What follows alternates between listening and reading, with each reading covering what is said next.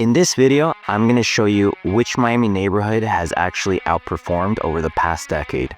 Brickell or downtown. But more importantly, we're going to break down how incoming pre-construction inventory could trigger stronger price corrections in one of them. And by the end, you'll understand which area might weather the coming cycle better. A client recently told me, "Brian, I watched Brickell and downtown evolve over the last 10 years, and I can't tell which area is the better investment anymore."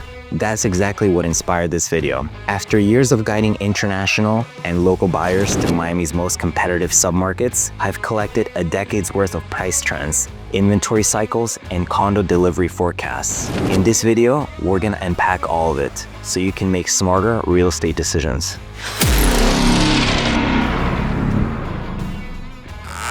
Let's start with performance. From January 2015 to July 2025, Brickell's average price per square foot moved from $431 to about $700, a 61% gain. But it's not just the price, it's the volume. Brickell closed over 2,600 units in 2021 and 2,066 in 2022 and 951 in 2024. Now, compare that with downtown Miami. Prices moved from $400 in 2015 to $683 today, a 71% gain. But the total units sold in 2021, just 998, and only 456 in 2024. So what's the takeaway? Brickell, Miami's financial center, has had less price appreciation, but higher condo sales volume. The higher condo sales volume makes sense when you consider Brickell has a larger total base of condo units than downtown Miami. But here's the real question.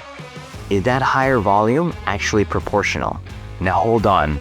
This next part reveals a pattern that deserves a much closer look.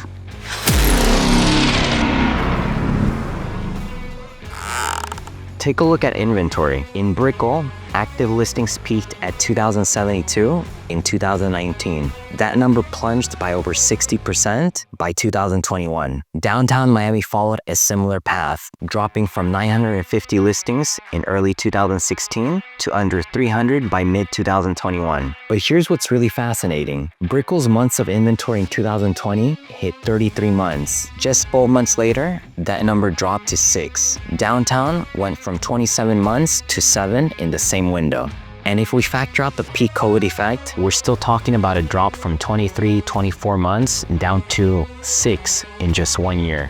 So what changed? One of the biggest drivers, interest rates. This shows how sensitive Miami's condo market was to financing in that period. When rates drop sharply, buyers flood in, listings evaporate, and momentum shifts fast. So the question now is, what happens if rates drastically drop again or rise further? At some point, we'll need to measure how each percentage point drop in mortgage rates translates into changes in demand and inventory levels. If we can begin to quantify that relationship, we can better forecast the timing and the scale of future price movements.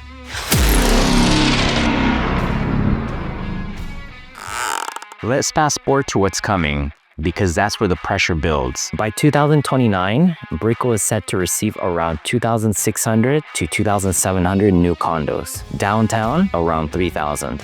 Uno Residences, 135 units. Aura by Casa Tua, 540 units. Baccarat, Mercedes, Cipriani, Waldorf, and more. You might think those numbers are comparable, but they're not being added to equal-sized markets. So here's what really makes this moment different. And this is where most people stop paying attention but shouldn't. Let's do the math. Downtown's 3,000 new units could add 600 resale listings if just 20% hit the market, pushing total inventory up 73%. Brickell with 2,700 units and 20% reselling adds 530 units, a 40% increase. That's massive, and it's not priced in yet. Similar total deliveries, but wildly different impacts.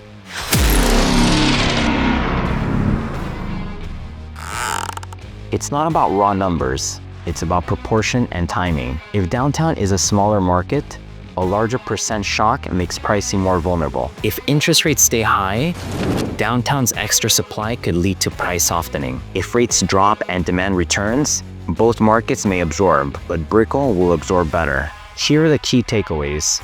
Brickell has had higher sales volume over the past decade, and it has a larger total unit base to support it.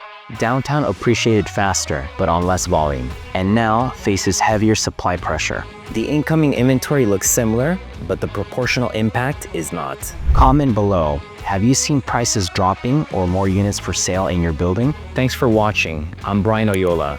See you in future videos where I break down which new projects are worth entering and which to avoid.